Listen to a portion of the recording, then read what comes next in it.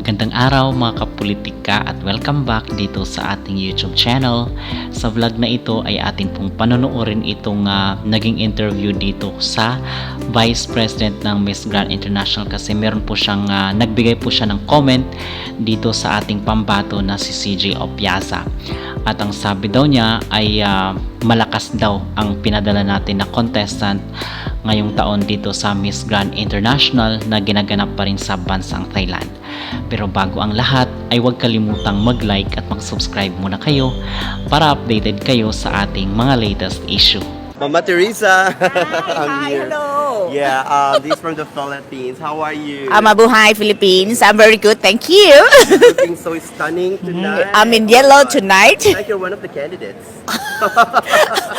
Too short. No, it's okay. Preliminary day. I know. That's only preliminary, but Yes. still, but also, you look stunning as Thank well. you, Like thank the you so candidates, much, and thank look you. So fabulous. It's a grand. It's a grand night. A lot of people watching you with you right Hi. now in the Philippines and different countries.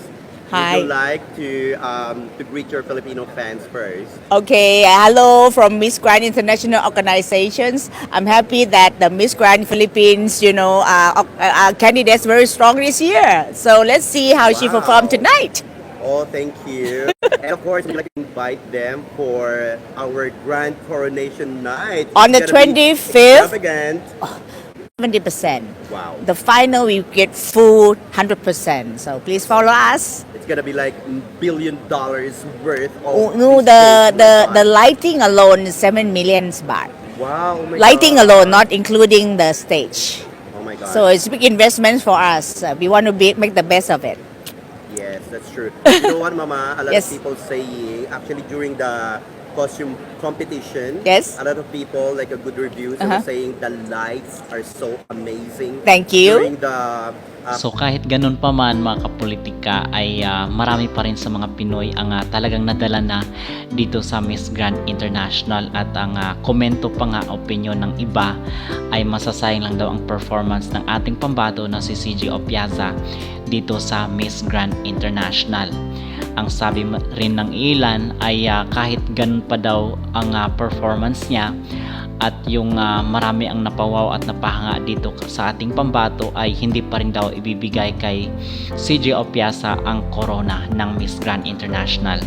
So ano ba yung ating masasabi dito at ano ba yung ating personal na pananaw sa mga Pinoy na kung saan is hindi pa rin talaga makamove on mga kapolitika at talagang nadala na, kumbaga wala nang trust or pagtitiwala dito sa Miss Grand International.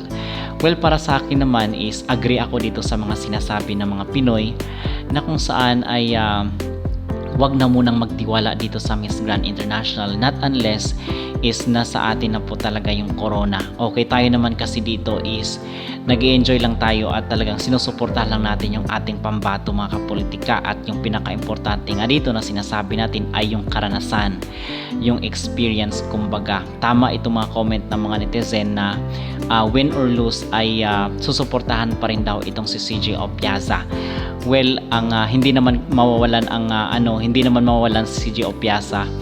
And in fact, ang Miss Grand pang mawawalan kasi makikita naman doon ng mga audience at especially ng mga tao kung sino talaga ang stand out at yun ang hindi nila panalunin. So maki-question dito mga kapolitika ang kailang kredibilidad.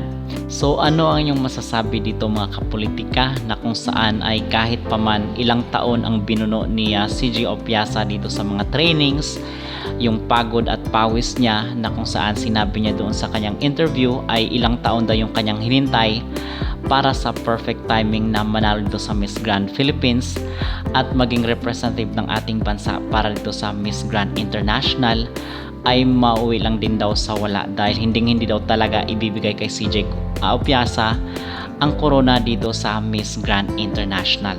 Mag-comment down below at huwag kalimutang mag-like at mag-subscribe na rin kayo para updated kayo sa ating mga latest issue.